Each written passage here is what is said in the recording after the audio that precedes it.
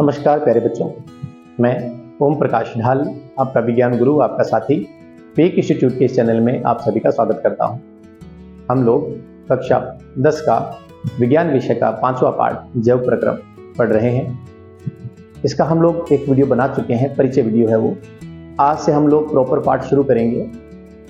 आज मैं पाचन तंत्र शुरू कर रहा हूँ।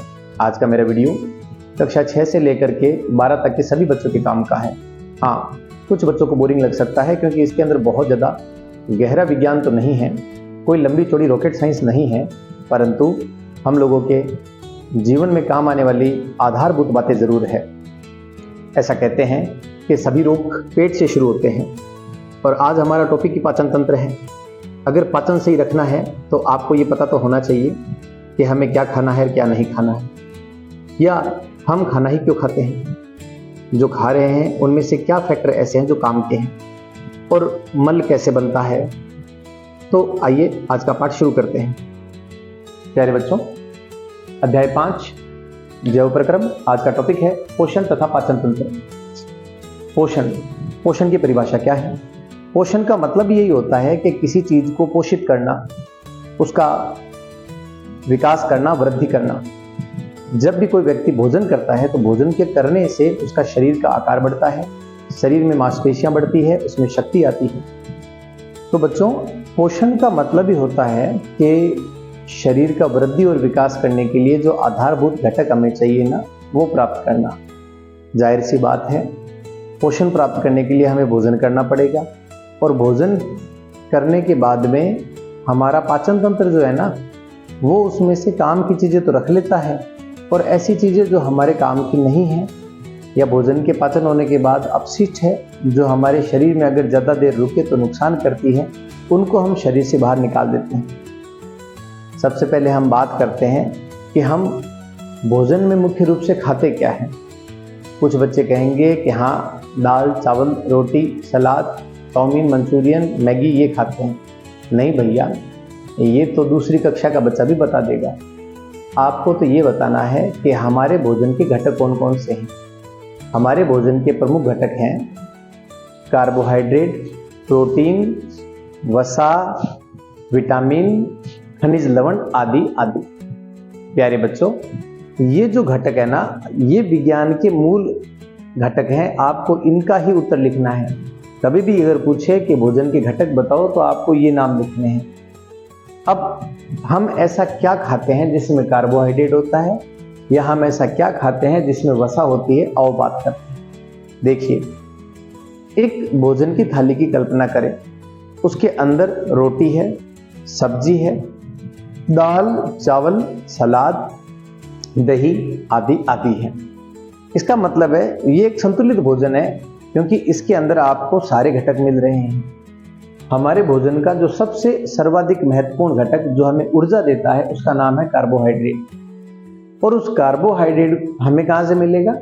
चावल, गेहूं, आलू, अनाज जो है ना, वो मुख्य रूप से कार्बोहाइड्रेट देता है। और जब हम अनाज खाते हैं तो ही हमें ऊर्जा मिलती है। तो ऊर्जा का मुख्य जो स्रोत है वो कार्बोहाइड्रेट है। शुगर के जो मरीज हैं, डायबिटीज या जिनकी रक्त की शर्करा ज्यादा रहती है, उनके ब्लड के अंदर ग्लूकोज की मात्रा बढ़ जाती है, मोटा मोटी ये बढ़ जाता है। डॉक्टर इन मरीजों को ये चीजें खाने से मना करते हैं कि आप ये चीजें अवॉइड करें, कम खाएं। क्यों? पहले से ही इनके खून में ग्लूकोज की मात्रा ज्यादा है, अगर ये खाएंगे तो मात्रा और बढ़ जाएगी। ठीक है बच्चों? परंतु हाँ, एक सामान्य व्यक्ति का खाली पेट अगर शुगर की जांच की जाए तो 120 फास्टिंग आनी चाहिए खाली पेट, और अगर खाना खाने के बाद जांच करें तो लगभग 140-50 के आसपास आ जाए तो कोई दिक्कत वाली बात नहीं है। लेकिन खाली पेट भी अगर 200 रीडिंग आ रही है ग्लूकोमीटर में, तो इसका मतलब है आपका शरीर अब धीरे धीरे शुगर रोग की तरफ बढ़ रहा है। तो क्या किया जाए भाई? सीधी सी बात है, 40 के बाद मीठा कम, नमक कम, चीनी कम, घी कम, तेल कम, और खूब पैदल चले। मुझे कभी कभी लगता है कि जब आदमी कमाना शुरू करता है, आमतौर पे 25 साल के आसपास, तो वो 25 पे अपना काम धंधा सेट करता है और वो 40 तक आते आते उसकी पास 2 रुपए बचने लग जाते हैं या वो कंफर्टेबल स्टेज में आता है। मारवाड़ में कह दिया सो रहा है वो 40 तक आते आते सो रहा होता है, तब तक बीमारियां घेर लेती है। पहले पैसा कमा के उसने कार खरीदी है, डॉक्टर कहते हैं पैदल चलो। पैसे कमा करके उसने बढ़िया बिस्तर खरीदा है, अब डॉक्टर कहते हैं धरती पे बिछाना बिछा के या पाटे पर सोया करो। पैसे बचा करके अच्छा किचन बनवाया है और व्यवस्थाएं की है, बढ़िया पकवान बना सकता है, पर डॉक्टर कहते हैं खिचड़ी खाओ। तो धीरे धीरे समस्या क्या है कि हम लोग अति जो है वो खराब करती है। चलिए अगला टॉपिक लेता हूं, प्रोटीन। प्यारे बच्चों, प्रोटीन हम लोगों को ऊर्जा इतना नहीं देते, पर वो हमारा जितना भी ये मास है ना, जितना भी है जो हमारा मस्कुलर ग्रोथ है, मास जो है वो सारा का सारा प्रोटीन का बना हुआ है। इसका मतलब यदि कोई दुबला पतला व्यक्ति है तो फिर डॉक्टर उसको प्रोटीन, और जो जिम वगैरह करते हैं वो भी प्रोटीन शेक, प्रोटीन डाइट लेते हैं। क्यों? क्योंकि मांस बनाना है, मसल्स बनानी है, बॉडी बनानी है। तो मेरे प्यारे बच्चों, दालें, दूध, अंडा, ये सभी के सभी प्रोटीन देते हैं और इनसे वृद्धि और विकास होता है। तो प्रोटीन हमारे शरीर के लिए बहुत जरूरी है। बिना प्रोटीन के व्यक्ति दुबला पतला रहता है। ये सभी खाने से हो सकता है मोटापा हो जाए, पर वो फिट नहीं होगा। ठीक है, प्रोटीन खाने से व्यक्ति ओवरवेट नहीं होता है, फिट रहता है। परंतु हाँ, ओवरडोज तो हर चीज का नुकसान करती है। प्रोटीन अगर ज्यादा मात्रा में लिया जाए तो भी शरीर के अंदर कई प्रकार के नाइट्रोजन की वेस्ट ज्यादा बन जाएंगे। वसा, प्यारे बच्चों, जो अगला घटक है वसा, वो मुख्य रूप से घी, तेल, मेवे जैसे बादाम, अखरोट, इनसे प्राप्त होता है। मोटा मोटी जिनसे भी तेल निकले उन सभी से हमें वसा मिलती है। और वसा जो है वो कार्बोहाइड्रेट के बाद में ऊर्जा का दूसरा सबसे बड़ा स्रोत है। कुछ किताबों में शायद पहला भी लिखा हुआ है। मूलतः हम लोग ज्यादा मात्रा इसकी रखते हैं। वसा में ऊर्जा ज्यादा होती है पर हम इतनी नहीं खा पाते। भाई एक रोटी है, उस पर हम थोड़ा सा घी चौपड़ करके खा लेते हैं, हमें घी मिल गया।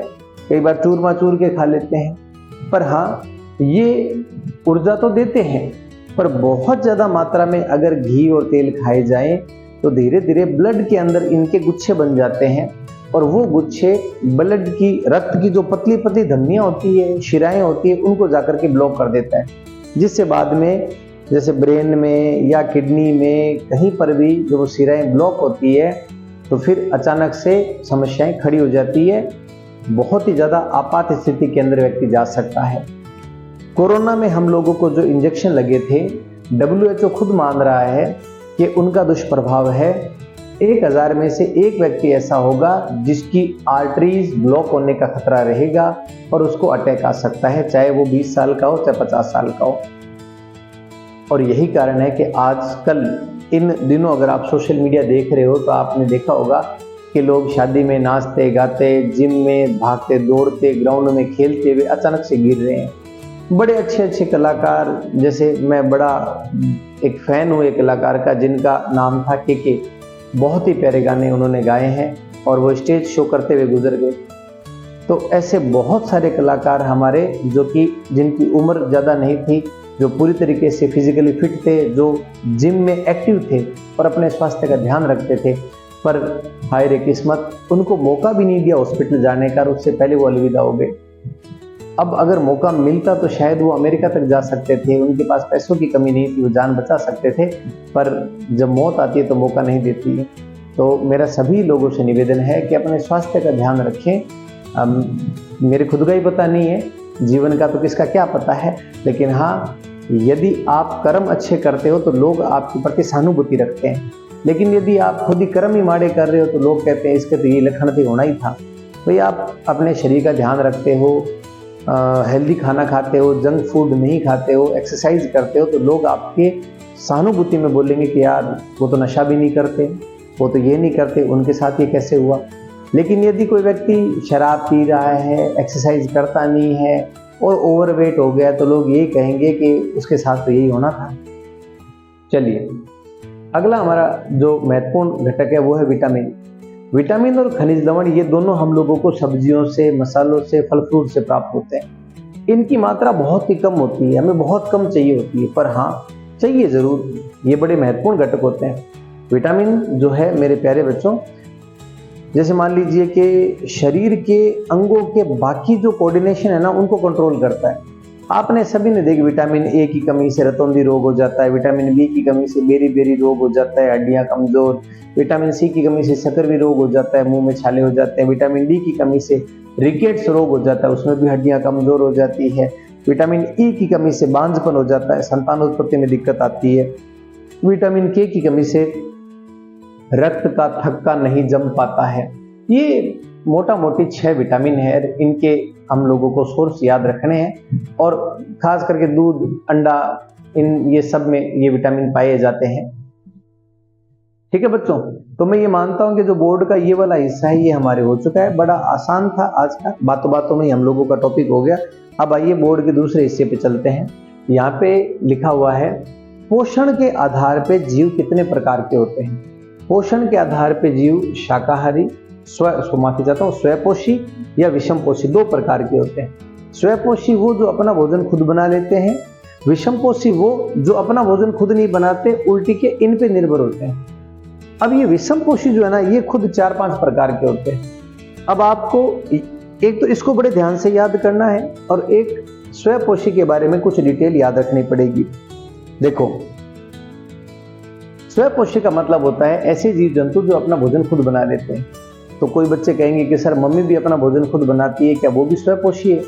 ना बच्चों, मम्मी ने जो भोजन बनाया है वो मूलतः मिर्च मसाले को थोड़ा फ्राई करके स्वादिष्ट बनाया है, खाने लायक। पर आलू मम्मी ने नहीं, आलू के पौधे ने बनाया है। गेहूं के पौधे ने बनाया है। सब्जियां सब्जी के पौधे ने बनाई है। तो मूलतः जो भोजन मम्मी ने प्रोसेस करके दिया है वो बना तो पौधों से है, और इसीलिए पौधे स्वपोषी हैं। हम तो पौधों को खा रहे हैं, तो हम लोग तो विषमपोषी हुए ना। ठीक है, अब ये बात जाके मम्मी को मत कह देना कि सर कह रहे थे कि आप खाना नहीं बनाते हो, खाना तो पौधे बनाते हैं, तो भूखे मर जाओगे। मम्मी कहेगी उसी से खा ले अब जा। ठीक है, मम्मी की पापा की थोड़ी सी प्यार से आदर के साथ में बात किया करो, और मैं जो कह रहा हूं उसको आप समझने का प्रयास करना। भोजन मुख्य रूप से इस धरती पर पेड़ पौधे ही बनाते हैं, और वही भोजन हम सब लोग काम लेते हैं। कुछ भोजन तो हम सीधे काम में लेते हैं, जैसे फल तो हम सीधे खाते हैं, और कुछ भोजन ऐसे जो हम पका करके, प्रोसेस करके, फ्राई करके खाते हैं। तो मेरे प्यारे बच्चों, सबसे पहले हम स्वयपोषी पढ़ते हैं। स्वयपोषी इस धरती पर या तो पादप है या फिर शैवाल है, नील हरित शैवाल, जिसका रंग हरा है। हरा रंग क्यों है? क्योंकि उसके अंदर पर्णहरित पाया जाता है। अब ये पर्णहरित क्या बला है? भाई देखो, 6ठी, 7वीं, 8वीं से जो आपने पढ़ना शुरू किया होगा, पत्तियों का रंग हरा क्यों पाया जाता है? पर्णहरित के कारण पाया जाता है। अंग्रेजी में कहते हैं क्लोरोफिल। ये पौधों में पाए जाने वाला एक विशेष प्रकार का वर्णक है। यही अगर आप किसी पौधे की पत्ती को आवर्धित करके देखें तो उस पत्ती के अंदर ये देखो, ये मैंने ये क्लोरोप्लास्ट का एक अणु लिया है, पर्णहरित। इसके अंदर सिक्कों के चट्टे के रूप में मौजूद है हमारे पास में थाइलेकोइड, और ये जो थाइलेकोइड है ये आपस में जुड़ी रहती है, तब ये बन जाता है ग्रेनम। मोटा मोटी पौधे की पत्ती के अंदर विशेष प्रकार के सिक्कों के आकार पाए जाते हैं। यही वो जगह है जहां पे सूरज की रोशनी अपना काम करती है। पर्णहरित सूरज की रोशनी रिसीव करता है, इससे उसको एनर्जी मिलती है। फिर क्या करता है बच्चों? पत्तियों में छेद पाए जाते हैं, ये वायुमंडल की CO2 को ले लेते हैं। अच्छा, तो मतलब पत्तियां 2 काम तो कर रही है, एक तो सूरज की रोशनी ले रही है और दूसरा CO2 गैस ले रही है। ठीक है प्यारे बच्चों, जड़ें जमीन से पानी खींच रही है। अब जो सूरज की रोशनी से जो ऊर्जा मिली है, उस ऊर्जा का उपयोग किया जाएगा।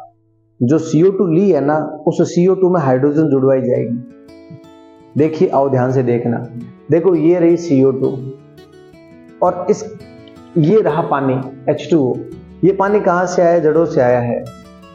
पर्णहरित सूर्य की रोशनी लेकर के इसको तोड़ेगा, जल के अणु को तोड़ता है, और जल के अणु को तोड़ करके हाइड्रोजन इसमें जुड़ जाती है, तब बनता है C6H12O6। ये ग्लूकोज का सूत्र है बच्चों। और जो बची हुई ऑक्सीजन है ये बाहर निकल गई, देख लो। तो आम के आम गुठलियों के दाम, एक तो इस अभिक्रिया से ग्लूकोज बना और दूसरा हमें ऑक्सीजन मिल गई सांस लेने के लिए। मूलतः यहाँ पर CO2 के अणु का अपचयन हुआ है। क्यों? क्योंकि हाइड्रोजन जुड़ गई है। तो यहाँ पर मोटा मोटी 3 घटनाएं प्रमुख रूप से हो रही है। पर्णहरित द्वारा सूर्य की रोशनी प्राप्त करना, पहली घटना। दूसरी, इस प्राप्त ऊर्जा से जल के अणु को तोड़ना, ये दूसरी। और जल के अणु के टूटने से जो हाइड्रोजन है इसको CO2 में जोड़ना, यानी कि CO2 का अपचयन करवाना। ये 3 घटनाएं एग्जाम में कई बार पूछी हुई है कि प्रकाश संश्लेषण की क्रिया के दौरान प्रमुख रूप से होने वाली घटनाएं बताओ। तो 3 घटनाएं आपको याद रखनी है। मैं मानता हूं कि आपको समझ में आ गया। नहीं आया तो कृपया कमेंट में लिख देना, मैं इस पे और थोड़ा इलोबरेट कर दूंगा। फिर भी वीडियो रिवाइंड करके दोबारा देख लेना 3 घटनाएं कौन सी है। अब बच्चों, ये सूत्र कई बार एग्जाम में पूछा हुआ है। अगर प्रकाश संश्लेषण पूछा जाए तो ये समीकरण जरूर लिखना है। इस समीकरण के बिना आनंद नहीं आएगा। बच्चों आओ, स्वयंपोषी के बाद में अब अपन बात करते हैं विषमपोषी की। विषमपोषी वो सभी जीव है जो कि स्वयंपोषी को खा करके अपना भोजन प्राप्त करते हैं। मोटा मोटी पेड़ पौधों को और शैवाल को छोड़ दें तो सभी विषमपोषी है। और विषमपोषी कई प्रकार के होते हैं, जैसे कि पहला है शाकाहारी। नाम से ही पता लग रहा है, जो पूरी तरीके से फल, सब्जियां, पेड़ पौधों पर अपनी जिंदगी निर्भर करे, मांस नहीं खाए, उसे कहते हैं शाकाहारी। और ये बड़ा इजी, इसलिए मैंने इसमें ज़्यादा दबाव दिया नहीं। उदाहरण आप खुद याद कर लेना। बकरी हो गई है, गाय हो गई है, हिरण है। बहुत सारे ऐसे जीव है जो पूरी तरह हमेशा हरी सब्जियां, फल, फ्रूट, कंद मूल फल खाते हैं, मांस नहीं खाते। बकरी है, भेड़ है, ये सभी शाकाहारी है। अगला है हमारा मांसाहारी। हाँ, बहुत सारे ऐसे जीव है जो हमेशा मांस खाते हैं, जैसे कि शेर है, चीता है, लकड़बग्गा है, मगरमच्छ है। आप उनको तरबूज दो वो नहीं खाएंगे।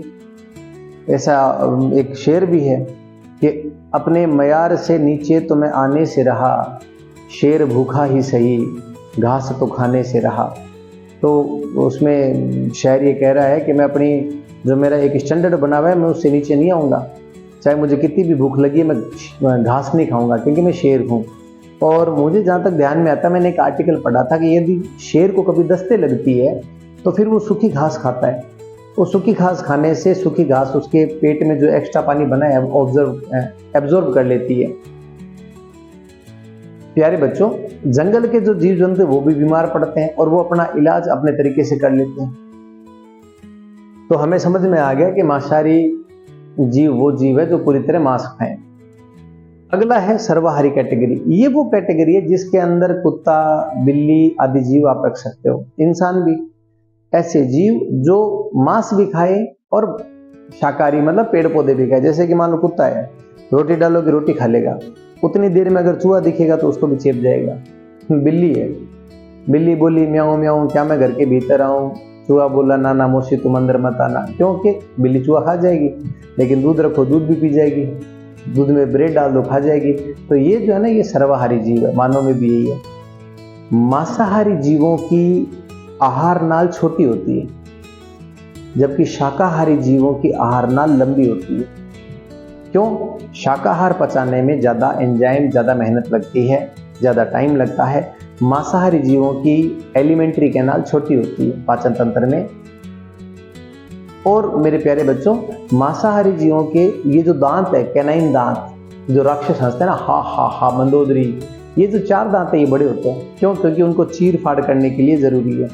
उनकी जीभ पर इस प्रकार की स्कल्स पाए जाते हैं जो मांस उतारने का काम करें।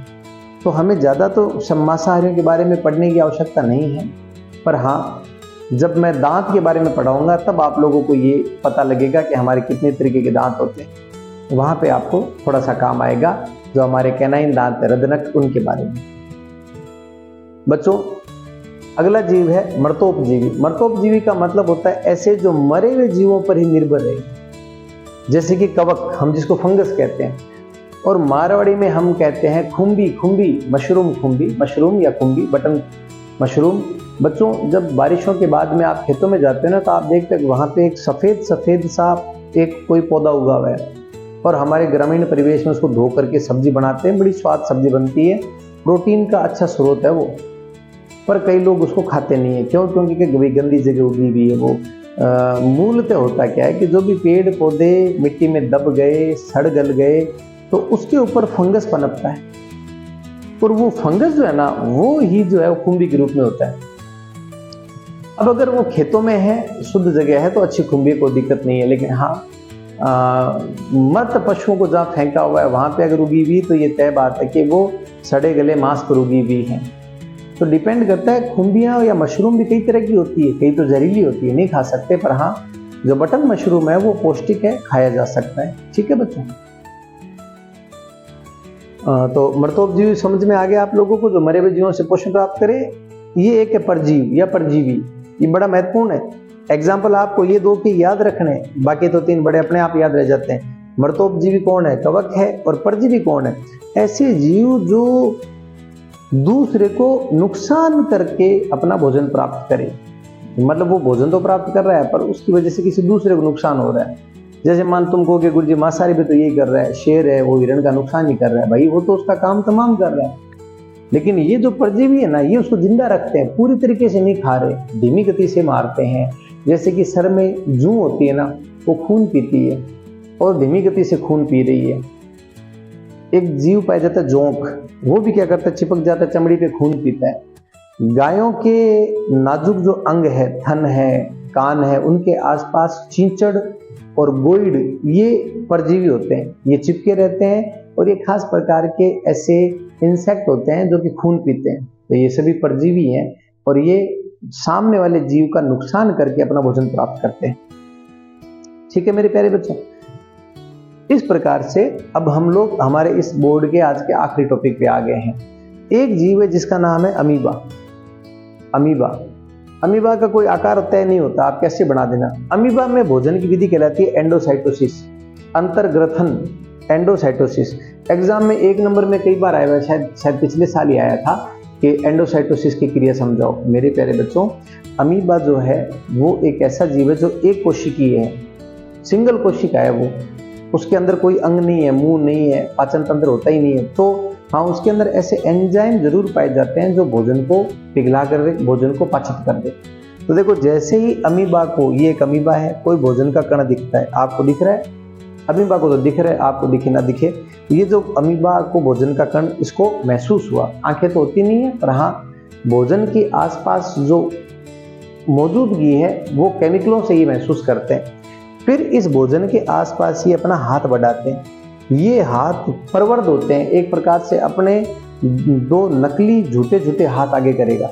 तो ये जो नकली हाथ है ना, उन्हें कहा जाता है कूटपाद, अंग्रेजी में कहते हैं सुडोपोडिया, कूटपाद। ठीक है, इस भोजन के दोनों तरफ ये कूटपाद ऐसे आकार लेते हैं और मिल जाते हैं। तो देखिए, कूटपाद आपस में मिल गए हैं और भोजन अब इसके अंदर आ गए अमीबा की। अब अमीबा इसके ऊपर अपने एंजाइम छोड़ेगा और धीरे धीरे ये भोजन पूरा का पूरा इसमें एसिमिलेट हो जाएगा, सब जगह चला जाएगा और इसे ऊर्जा प्राप्त हो जाएगी। ये था एंडोसाइटोसिस। मेरे प्यारे बच्चों, आज का वीडियो मैं रोक रहा हूं, अब इतना ही। कल के वीडियो में हम लोग मानव पाचन तंत्र और दांतों के बारे में पढ़ेंगे। आप सभी को शुभकामनाएं, पढ़ते रहें और मेरे वीडियो कक्षा 10 के बच्चों तक पहुंचाएं। मुझे बहुत ज़्यादा ऐसी इच्छा नहीं है कि मेरे 1000 सब्सक्राइबर हो जाए, मैं जल्दी से मोनेटाइज करवा लूँ ना। कक्षा 10 के जो वास्तविक बच्चे हैं, जिनको पढ़ने की अभी प्रबल इच्छा है, उन तक मेरी वीडियो पहुँचे और वो वीडियो देख करके अच्छे अंक लाएं, बस मेरी यही इच्छा है। बहुत बहुत धन्यवाद।